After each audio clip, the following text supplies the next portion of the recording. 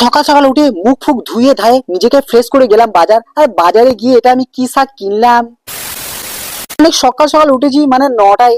ভাই আমার ব্রাশটা এত ক্লান্ত কেন হয়ে গেছে, উল্টি উল্টি পড়ে যাচ্ছে। পরে এমন দাঁত মেরেছি মানে দুটো তিনটে দাঁত এমনি খসে পড়ে গেছে। তারপরে হালকা করে খেজুর আর বাদাম দিয়ে মুড়ি খেয়েছি। আদর করে খেয়ে নিয়েছি হাফ বয়েল ডিম। আর সেটা খাওয়ার পর হঠাৎ করে চলে গেলাম বাজার করতে। ঠিক চলে এসেছি বাজারের মেন পয়েন্টে। এসে এত রকমের শাকসবজি দেখে আমার তো পুরো মাথায় হাত। বাজারে গিয়ে চোখে পড়েছিল এই শাকটা খেতে দারুণ লাগে, কিন্তু দুঃখের বিষয় শাকটার নামই জানি না। হালকা শীত পড়ে যা সবজির বাহার দেখো কত সুন্দর লাগছে না। একটা কথা বলো, তোমরা এই ভাইটাকে কে কে চেনো? এমন ভাবে হাসছে না, বাজারের সমস্ত মেয়েকে দেখে এমনি পাগল হয়ে যায়। তারপর একটা দোকান থেকে নিয়ে নিয়েছি অ্যালবাম, আর বুকে করে আঁকড়ে ধরে একটা ভাইকে পটি পাটি তার বাইকে যাবে চলে এসেছি বাড়ি। এতে এসে করবো স্নান আর সেক্সি পারা বডিটা তোমাদের আবার দেখিয়ে দিই। এই দেখো, তোমরা আবার নজর লাগিয়ে দিও না প্লিজ। তারপরে একটা গাঢ় কালারের সবুজ রঙের জামা পরে, না ওটা কি কালার তোমরা অবশ্যই কমেন্টে বলো।